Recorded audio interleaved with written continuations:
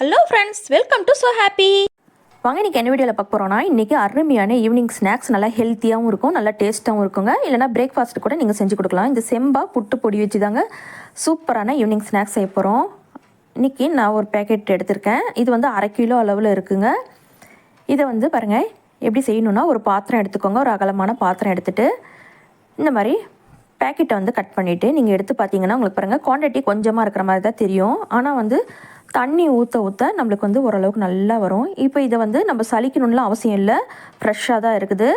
இருந்தாலும் நீங்கள் சலித்து எடுத்திங்கனாலும் ஒன்றும் இருக்காது. நான் சலித்து பார்த்துட்டேன், ஏற்கனவே சலித்து பார்த்து செஞ்சுட்டேன். இது செகண்ட் டைம் செய்கிறேன். நல்லாயிருக்கு, டேஸ்ட் வைஸ் சூப்பராக இருக்குது. இதுக்கு 1/4 டீஸ்பூன் அளவுக்கு உப்பு சேர்த்திக்கிட்டு நல்லா கலந்து விட்டுருங்க. இப்போ பாருங்கள் நல்லா கலந்து விட்ட பிறகு இப்போ லைட்டாக கொஞ்சம் கொஞ்சமாக தண்ணி தெளித்து விட்டு நல்லா பிசைஞ்சு கட்டிகள் இல்லாமல் உதுத்து விட்டு எடுத்துக்கோங்க.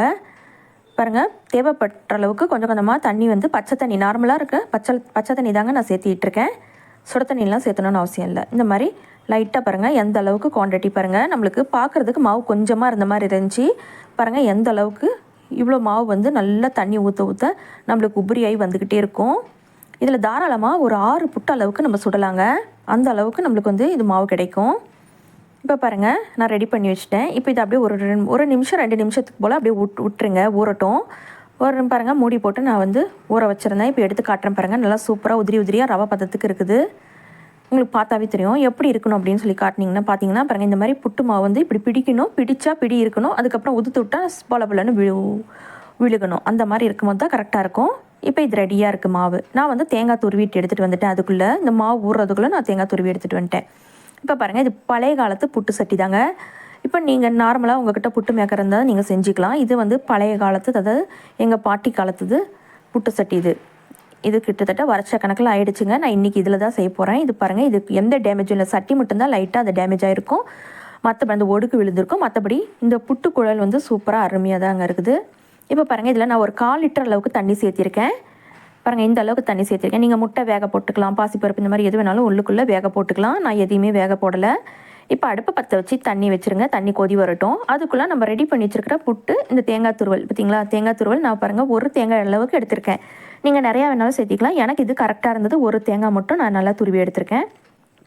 இப்போ பாருங்கள் கரெக்டாக பிளேட் இருக்குதான்னு செட் பண்ணிக்கோங்க. இதுக்குள்ளே சின்னதாக பிளேட் வரும், அந்த பிளேட்டை வந்து செட் பண்ணிக்கோங்க. கரெக்டாக இருந்ததுனா தான் நீங்கள் மாவு போட முடியும், இல்லைனா மாவு ஃபுல்லாக கீழே விழுந்துடும். அதுக்காக தான். இப்போ பாருங்கள் லைட்டாக கொஞ்சமாக 1 ஸ்பூன் 1/2 ஸ்பூன் அளவுக்கு தேங்காய் துருவல் சேர்த்திக்கோங்க. சேர்த்துக்கிட்டு ஃபஸ்ட்டு லேயரை தேங்காய் துருவல், அதுக்கப்புறமா மாவு எடுத்து சேர்த்திக்கோங்க. நான் வந்து ஸ்பூனில் பாருங்கள் கரெக்டாக சேர்த்திக்கிட்டுருக்கேன். இது வந்து 2 லேயர் அளவுக்கு தான் நான் செய்கிறேன். அதாவது நான் 3 லேயர் தேங்காவும் 2 லேயர் மாவு இருக்கிற மாதிரி செய்கிறேன். இப்போ பாருங்கள் கீழே ஃபஸ்ட் லேயர் தேங்காய் போட்டேன்னா அடுத்தது மாவு போட்டிருக்கேன்னா இப்போ மறுபடியும் தேங்காய் துருவல் நான் சேர்த்திக்கிறேன். இப்போ நம்ம பார்க்கும்போது இந்த பேக்கெட்டில் இருக்குது பார்த்திங்களா, அதே ஷேப்பில் நம்மளுக்கு கிடைக்குங்க. நீங்கள் வேணும்னா இன்னும் சின்ன சின்ன பீஸாக நீங்கள் வேணும்னா நீங்கள் சின்ன சின்னதாக லேயர் மாதிரி நீங்கள் கொஞ்சம் கொஞ்சமாக மாவு ஃபில் பண்ணி தேங்காய் துருவலை சேர்த்திக்கலாம். நான் வந்து 2 லேயர் அளவுக்கு நான் செய்கிறதுனால இது மாதிரி செய்கிறேன். இப்போ பாருங்கள் மறுபடியும் தேங்காய் துருவலை கொஞ்சம் சேர்த்திட்டு மறுபடியும் இந்த மாவை வந்து நான் சேர்த்திட்ருக்கேன். இப்போ ரொம்ப அமுத்தெல்லாம் கூடாதுங்க, அப்படியே பொலப்புலன்னு தான் இருக்கணும். மாவை பொறுத்த வரைக்கும் அமுத்தி போடக்கூடாது. இப்போ பாருங்கள் மறுபடியும் கடைசி ஃபைனலாக கொஞ்சமாக மேலே தேங்காய் துருவலை சேர்த்திருங்க. இப்போ 2 லேயர் போட்டாச்சு, தேங்காய் துருவலும் 3 லேயர் போட்டிருக்கேன். இப்போ அப்படியே இருக்கட்டும். இப்போ பாருங்கள் இப்போ மூடி போட்டுட்டு நம்ம இதை வேக வைக்கணும். இதை வந்து நம்ம ஏற்கனவே தண்ணி கொதிக்க வச்சுருக்கோம் பார்த்திங்களா, அந்த பாத்திரம் அதில் தான் வேக வைக்கணும். இப்போ இது வெந்துருச்சானா ஆவி வரும். இந்த மூடியில் பார்த்திங்களா ஹோல் இருக்குது, அதில் தான் ஆவி வரும். பாருங்கள் இப்போ வந்து தண்ணி நல்லா கொச்சிட்ருக்கு. அடுப்பை சிம்மில் வச்சுருங்க, ஹையில் இருக்கக்கூடாது, இல்லைனா தண்ணியெல்லாம் சீக்கிரம் பொங்கி வெளியே வந்துடும். அதுக்காக தான் இப்போ நான் மூடி வச்சுட்டேன். ஆனால் வச்சா ஏர் வந்து வெளியே போகுது, ஏர் வெளியே போகக்கூடாது. அப்போ அப்படி இருந்தால் தான் கரெக்டாக உங்களுக்கு வந்து உள்ளுக்குள்ளே வெந்து வரும். இப்போ இதுக்கு ஒரு லைட்டாக ஒரு துணி சுற்றிக்கிட்டேன். எப்போவுமே நான் துணி சுற்றி தான் வைப்பேன், ஏன்னா ஏர் கொஞ்சம் வந்து வெளியே போச்சுன்னா உங்களுக்கு வந்து உள்ளுக்குள்ளே மாவு வேகாது. அதனால தான். இப்போ பாருங்கள் வேகட்டும். ஒரு 5 நிமிஷம் போல் குயிக்காக நம்மளுக்கு வெந்துடுங்க. ரொம்ப நேரம் டைம் எடுக்காது, ஏன்னா தண்ணி கொதிக்க வச்ச தண்ணி தான், அதுக்காக. இப்போ பாருங்கள் ஆவி வருது. இந்த சைட்லேருந்து ஃபுல்லாக ஏர் வரும், அப்படியே சூடாக ஏர் வரும். இதுக்கு வெந்துருச்சானா அதில் தான் உங்களுக்கு ஏர் வந்தால் போதும், தெரிஞ்சுக்கும். குயிக்காக நம்மளுக்கு சட்னி ஈஸியாக ரெடி ஆகிடுங்க. ரொம்ப நேரம் டைம் எடுக்காது. இப்போ பாருங்கள் எடுக்க வரல, ரொம்ப டைட்டாக இருக்கிறதுனால துணி சுற்றிருக்கோம் பார்த்திங்களா, துணி இல்லைனா ஈஸியாக எடுக்க வந்துடும். ஆனால் துணி சுற்றினால தான் நம்மளுக்கு ஃபுல்லாக ஏர் ஃபுல்லாக உள்ளே இருந்து வேகும் சீக்கிரம். அதுக்காக தான் துணி சுற்றிருக்கேன். இப்போ கத்தி வச்சு லைட்டாக எடுத்து விட்டுக்கிட்டேன்.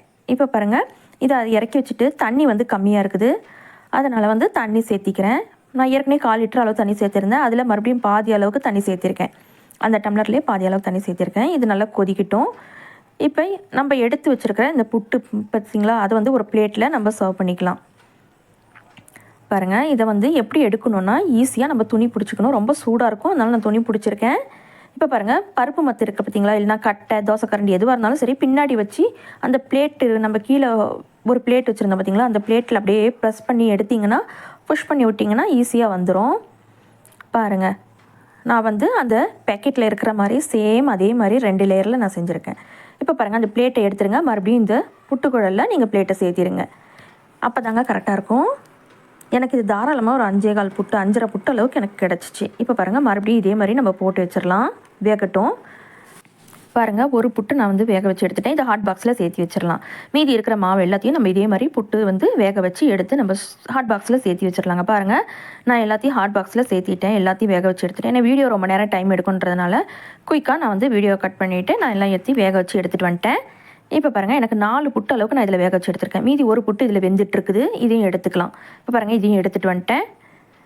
பார்த்தீங்களாவே தெரியும், ஃபுல்லாக ஒட்டை கூட இல்லை. இப்போ பாருங்கள், மீதி மாவு வந்து தண்ணியும் கொஞ்சமாக இருக்குது, இன்னும் கொஞ்சம் தண்ணி சேர்த்துட்டே வேக வச்சுக்கோங்க. மீதி இருக்கிற குவான்டிட்டி ஒரு 1/2 புட்டு அளவுக்கு எனக்கு கிடைக்கும். தாராளமாக ஒரு 5.5 புட்டு அளவுக்கு நம்மளுக்கு இந்த மாவில் கிடைக்குங்க. பார்க்குறதுக்கு தான் மாவு கொஞ்சமாக இருக்கிற மாதிரி தெரியும், ஆனால் தாராளமாக வரும். இதில் நீங்கள் வந்து கடலைக்கறி, அதுக்கப்புறம் வந்து நீங்கள் வந்து சிக்கன் குழம்பு இந்த மாதிரி எது வேணாலும் வச்சு சாப்பிட்லாம். நான் வந்து நெய், அதுக்கப்புறம் வந்து வாழைப்பழம் போட்டு தான் பிசைஞ்சு சாப்பிடுவோம். டேஸ்ட்டு சூப்பராக இருக்குங்க. ஈஸியான ஒரு பிரேக்ஃபாஸ்ட் ரெசிப்பிங்க, சூப்பராக இருக்குங்க. நீங்களும் செஞ்சு ட்ரை பண்ணி பாருங்கள். இந்த செம்பா புட்டு பொடி வச்சு சூப்பரான பிரேக்ஃபாஸ்ட்டுக்கு செஞ்சு சாப்பிட்லாங்க. ஈவினிங் ஸ்நாக்ஸு கூட செஞ்சு சாப்பிட்லாம். ஒரு முடி தேங்காய் போதுங்க, புட்டு பொடியும் இந்த ஒரு முடி தேங்காய் இருந்தால் போதும். சூப்பரான பிரேக்ஃபாஸ்ட் ரெசிப்பிங்க. அருமையாக நல்லா டேஸ்ட்டாக சூப்பராக இருக்குங்க. சுட சுட சாப்பிட்டு பாருங்கள், செஞ்சு டேஸ்ட்டு பிரமாதமாக இருக்கும். இதே மாதிரி நீங்களும் செஞ்சு ட்ரை பண்ணி பாருங்கள். இந்த வீடியோ உங்களுக்கு பிடிச்சிருந்தா லைக் பண்ணுங்கள், ஷேர் பண்ணுங்கள், கமெண்ட் பண்ணுங்கள். மறக்காமல் நம்ம சோ ஹாப்பி சேனலை சப்ஸ்கிரைப் பண்ணிவிடுங்க. தேங்க்யூ.